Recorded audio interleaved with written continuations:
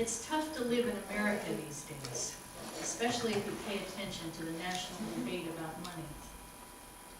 We're close to the October 1st sign-up date for the Affordable Care Act, also known as Obamacare. And for some people that brings a sense of relief. For others, that knowledge brings a sort of dread.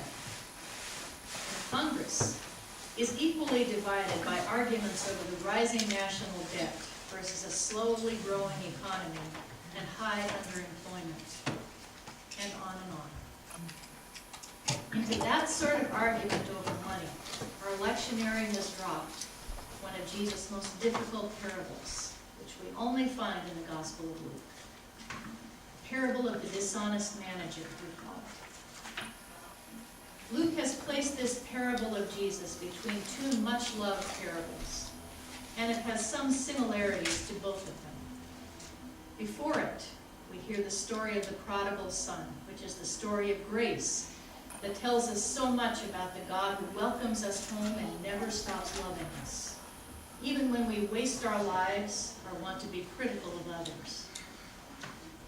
And shortly after this story, we hear of the rich man and Lazarus, which is the lectionary text for next week, which speaks of the reversal of fortune that occurs when poor Lazarus dies and is received into heaven, and the rich man dies and is not. In both the prodigal son story and today's story of the dishonest manager, there is this phrase, squandered his property. The word squander means to spend extravagantly or to scatter. The difference is the younger son, often called the prodigal, spends or scatters what is, because of his father's generosity, his own money. The dishonest manager, in contrast, spends or scatters his employer's money. Now, at this point, we don't know if he's gotten into trouble because he's been overly generous with the people who owe his employer, or if he's simply been helping himself to his master's money. But when his master confronts him and says, "I've been hearing that you are taking advantage of me. Show me the numbers because I'm about to fire you," the manager knows that there's enough truth in the accusation that he better do something and fast. His master is angry, not least because he's lost face in the community. Everyone knows the master knows that he has been stealing from him. So the manager starts calculating. He knows himself pretty well. He eliminates two lifestyle choices right off the bat. He's not strong enough for physical labor, and he's too proud to beg on a street corner. So he decides to use another ability to make himself well-liked, so that he'll always have friends who'll have him over for dinner. He makes a deal with the man who owes his boss 100 jugs of oil. He tells him to take his bill, sit down quickly, and make it 50. I love that phrase, sit down quickly. Maybe it implies, before I change my mind. This is such a deal, available for only the next few minutes. Better take me up on my offer before I change my mind. Of course, the man accepts the offer, and the second one does also. So his master will be paid back, but for less than the full amount. There's also a possibility that the manager is simply giving up what would have rightfully been his commission. So in giving up his own commission, and reducing his master's earnings, he's secured a place for himself when his current security is gone. This shrewd, calculating manager is no doubt patting himself on the back for his foresight. And then the master hears what he's done. The manager must be holding his breath, waiting for his master's reaction. But instead of firing the manager then and there and ruining this calculating man's name in the community, the master commends him. Because of the manager's calculations, he not only endeared himself to those people who were in debt to his master, but he's also restored his master's good name in the community. A win-win for everybody involved for just a few sacrificial dollars. The text says the master commended his manager because he had acted shrewdly, because the children of this age or of this world are more shrewd in dealing with their own generation than are the children of light. The guy that he had hired turned out to be a really sharp guy, much more like the master than he had thought before, a real chip off the old block. I have to share an image that popped into my head.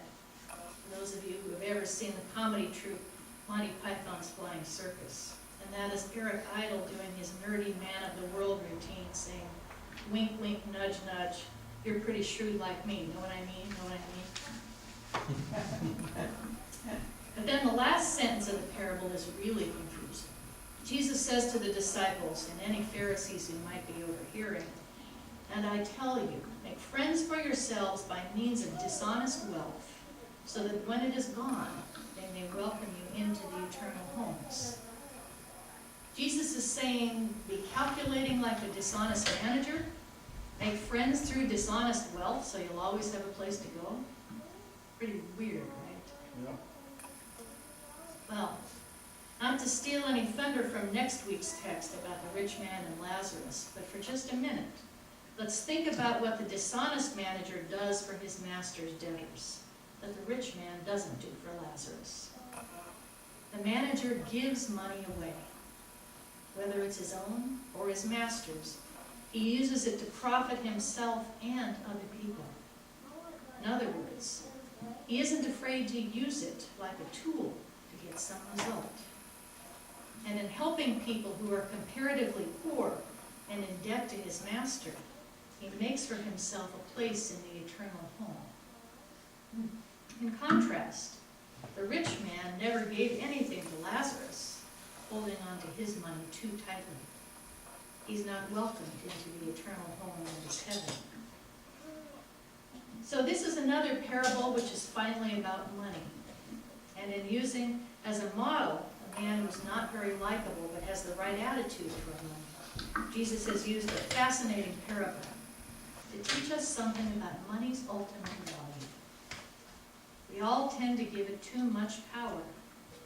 It's likely to be one of the biggest struggles of our lives. It may be true, like the Beatles said, that money can't buy us love. But there's a recent study that says that the closer people's annual income is to about $75,000, the more life satisfaction or happiness they feel.